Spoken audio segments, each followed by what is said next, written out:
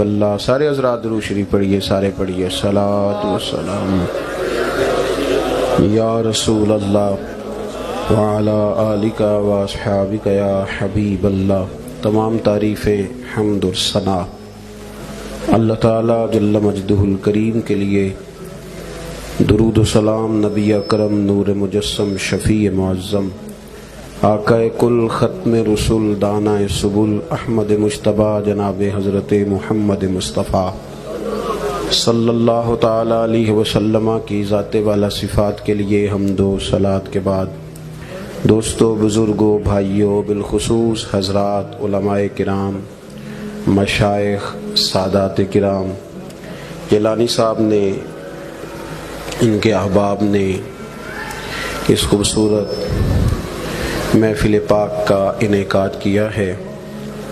ہم سب کی خوش بختی، خوش نصیبی کے معراج ہے کہ ہم سب آج مخدومہ کائنات سیدہ طیبہ طاہرہ عابدہ زاہدہ حضرت سیدہ فاطمہ الزہرا رضی اللہ تعالی عنہا کی بارگاہ عفت و عظمت میں اپنی محبتوں، عقیدتوں، ارادتوں کا خراج پیش کرنے کے لیے حاضر ہیں۔ عزیز دوستو، اللہ آپ کو جزا دے جی، بس ٹھیک ہے، اب آپ لوگ تشریف رکھیں جی۔ کیمرے اور مووی کا مطلب یہ تھوڑی ہے کہ لوگ محفل ہی نہ سن سکیں۔ آپ لوگوں کو اللہ جزائے خیر دے۔ فوٹو کا ثواب نہیں بتایا ابھی تک کسی عالم نے۔ آپ اطمینان سے تشریف رکھیں، احباب جتنے ہیں، اور بڑی مہربانی تھوڑا ٹائم دیں تاکہ کچھ بات ہو سکے اور بولے نہیں۔ عزیز دوستو، اسلام سارا محبت کا دین ہے۔ اللہ سے محبت، رسول اللہ صلی اللہ علیہ وسلم سے محبت، حضور کے صحابہ سے محبت، اہل بیت اطہار سے محبت، علماء سے محبت، سادات سے محبت، مشائخ سے محبت، اللہ کے نیک بندوں سے محبت۔ جب انسان ذہنی طور پر انتشار کا شکار ہوتا ہے، بدگمانی سے بات شروع ہوتی ہے، نفرت میں تبدیل ہوتی ہے اور عداوت دلوں میں بیٹھ جاتی ہے، پھر بکھرتی سوچیں، ٹوٹتے خیالات اتنا انسان کو دور لے جاتے ہیں کہ گمراہی کے رستے قریب آنے لگتے ہیں۔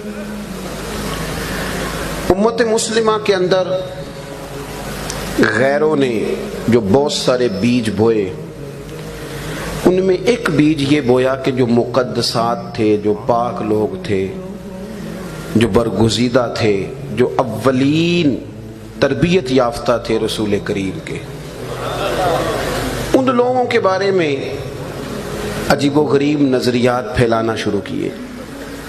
بجائے اس کے کہ اہل محبت ان سازشوں کو سمجھتے، ان کا شکار ہونے لگ گئے، اور جگہ جگہ لوگوں نے اپنی ذاتی سوچ سے اس طرح کے خیالات دنیا کے اندر فروغ دینے شروع کر دیے کہ جس سے امت تقسیم ہوئی۔ میں کہہ چکا ہوں کہ دین سارا محبت کا نام ہے۔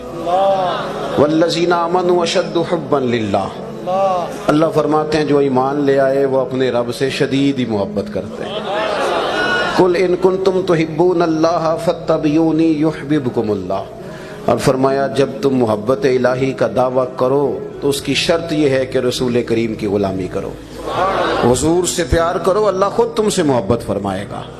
نبی کریم صلی اللہ تعالی علیہ وسلم نے نا اللہ کی رضا کے لیے محبت کے فروغ کا حکم دیا، دلوں کو ٹھنڈا رکھ کے، سکون میں آ کے، تسلی دے کے، اپنے آپ کو تشفی دے کے، ذہن کو محبت کی جانب مائل کر کے اگر ہم اپنی زندگی گزارنی شروع کریں گے تو ہمیں خیر زیادہ نظر آئے گی، خیر زیادہ نظر آئے گی، شر تھوڑا نظر آئے گا۔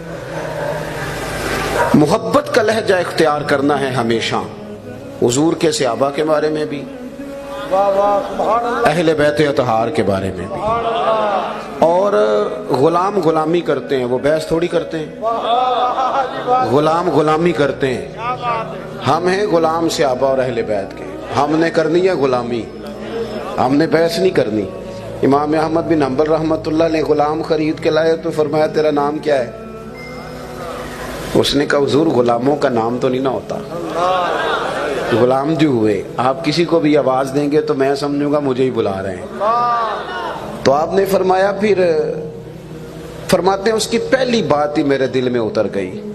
میں نے دوسرا سوال کیا تو کھائے گا کیا؟ کہنے لگا حضور غلاموں کے نخرے نہیں ہوتے. غلام جو ہوئے، جو بچ گیا میں کھا لوں گا. فرماتے میں نے کہا یہ کمرے ہیں پسند کر لے. تو کہنے لگا محبوب غلاموں کی نہیں پسند تو آقا کی ہوتی ہے. ہاں آپ جہاں کہیں گے میں سو جاؤں گا. امام احمد بن حنبل کہتے مجھے وجد ہو گیا. میں نے اسے کہا اٹھ یار سینے سے لگ جا، تو آزاد ہے، تو غلام بننے کے نہیں، تو آقا بننے کے قابل ہے. غلام غلامی کرتے ہیں. میری بات کی سمجھ آ رہی ہے آپ حضرات کو؟ غلام بحث، اور جو چیزیں طے کر کے بند کر دی ہمارے بزرگوں نے کتابوں میں، کسی کو اجازت نہیں ہونی چاہیے اس کو چھیڑے. حضرت ابو بکر کی الف سے لے کر مولا علی کی یہ تک جو چیزیں طے ہیں وہ طے ہیں. حضور کا ہر صحابی ہر مقام پر نہ صرف قابل احترام ہے بلکہ قطعی جنتی ہے. اس لیے یہ کمزوریاں نہ دکھائیں، یہ کمزوریاں نہ عقیدے تو طے ہو گئے، عقیدے تو طے ہو گئے. لہذا کسی کو کسی مقام پر بھی ہم پتہ کیا کرتے ہیں، وہ جس طرح شوق نہیں ہو جاتا بعض لوگوں کو کہ کوئی انوکھی بات نہ سنوں آج، یعنی نماز پڑھو یہ تو سارے لوگ ہی کہہ رہے ہیں، روزہ رکھو یہ تو سارے لوگ کہہ رہے ہیں، حضور کے سارے صحابہ احترام والے یہ تو سارے بندے کہتے آ رہے ہیں. مشہور ہونے کے لیے بہتر یہ ہے کہ معاذ اللہ کسی صحابی پہ تنقید کرو تاکہ کوئی بندہ میری بات غور سے سنے، خدا سے ڈریں، بات کو سمجھیں اور اپنی زندگی کا سٹیٹس اور معیار اس طرح کا بنائیں. میں بہت ساری جگہوں پہ رکا، آتا ہے پیغام آتا ہے تو میں اپنی طرف دیکھتا ہوں، میں کہتا ہوں کس نے الجھا دیا میری قوم کو. اس سٹیج سے تو یقین ملنا تھا اور یہاں سے انتشار ملے. اگر یعنی ایک بندہ کھڑا ہوتا ہے تو وہ کہتا ہے آج میں بتاؤں گا تمہیں صحابہ کی شان کیا ہے. میں بھئی آپ مثلاً کیا بتائیں گے؟ صحابہ کی شان تو قرآن حدیث میں اللہ رسول نے بتا دی ہے. آپ چپ کر کے نا وہاں سے نقل کریں اور قوم تک پہنچا دیں کہ اللہ نے یہ فرمایا، نبی کریم نے یہ فرمایا. پھر دوسرا کھڑا ہوتا ہے کہتا ہے آج میں بتاؤں گا حضور کے صحابہ کی شان، اور اس طرح حضور کے اہل بیت کی شان کہ آج میں نے بتانی. اچھا وہ اس طرح بات کر رہا ہوتا ہے کہ لگ رہا ہوتا ہے جیسے بڑے لوگ معاذ اللہ دشمن نہیں بیٹھے اس محفل میں اہل بیت کے، تو میں آج بتاؤں گا اہل بیت کی شان. اور یار تو ٹھہر جا، یہ اہل حق کی مسجد ہے، اس مسجد کا ترہ امتیاز ہے کہ تیری نسل پاک میں ہے بچہ بچہ نور کا، تو ہے عین نور، تیرا سب گھرانہ نور. میں آپ کو اہل بیت کی شان بتاؤں گا. آپ کیا بتائیں گے اہل بیت کی شان؟ اہل بیت کی شان اللہ نے قرآن میں بتا دی ہے، حضور نے حدیث میں بتا دی ہے. آپ وہاں سے پڑھیں اور اسے نقل کریں. سکہ بند باتیں جو ہمارے بزرگ طے کر گئے. سمجھ آ گئی بات کی؟ فرق مراتب بے شمار، حق بدست حیدر کرار، لیکن امیر معاویہ بھی ہمارے سردار. تو اپنی زندگی کے اندر جو بزرگوں نے باتیں طے کر دی اور ان پر تان کار فجار، اس کو اپنے ذہن میں بٹھائیں. کبھی بھی کوئی کمزور فکرہ اپنی زبان سے ادا نہ کریں. سمجھ آ رہی ہے میری بات کی؟ قرآن مجید کی میں نے آیہ کریمہ پڑھی. یہ جو حضور کی اولاد پاک ہے نا، یہ جو رسول پاک کا گھرانہ ہے، یہ نور والا ہے سارا. حضور کی چاروں شہزادیاں، ان کی اولادیں، اور بالخصوص سیدہ طیبہ طاہرہ حضرت فاطمہ الزہرا رضی اللہ تعالی. میرے عزیزو، قرآن مجید میں رب کریم نے فرمایا قُلْ لَا أَسْأَلُكُمْ عَلَيْهِ أَجْرًا. کبھی آپ ترتیب دیکھیں نا الفاظ کی. اے محبوب آپ ان سے فرما دیں کہ میں تبلیغ دین پر تم سے کوئی اجر نہیں مانگتا.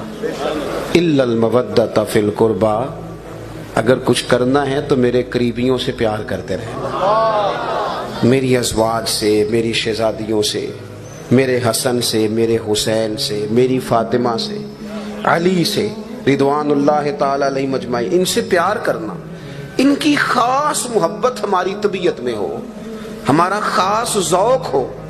میں نا، مجھ سے بھی بہت سارے لوگ نام پوچھتے ہیں کہ بچہ پیدا ہوا ہے تو اس کا نام کیا رکھنا ہے بتائیے. تو ہم بھی نام بتاتے ہیں. اب وہ لوگ پتہ کیا کہتے ہیں؟ کہتے ہیں جی یہ تو پہلے بھی کئی لوگوں کا ہے. کوئی ایسا نام بتائیں جو تھوڑا انفرادی ہو، منفرد ہو، شوق ہوتا ہے گھر والوں کا۔ لیکن آپ تھوڑا سا پیچھے جائیں گے نا 15-20 سال، تو آپ کو درجنوں بزرگ ایسے ملیں گے جن کا نام غلام حسن ہے، غلام حسین ہے۔ بہت ساری عورتوں کا نام غلام فاطمہ ہوتا تھا۔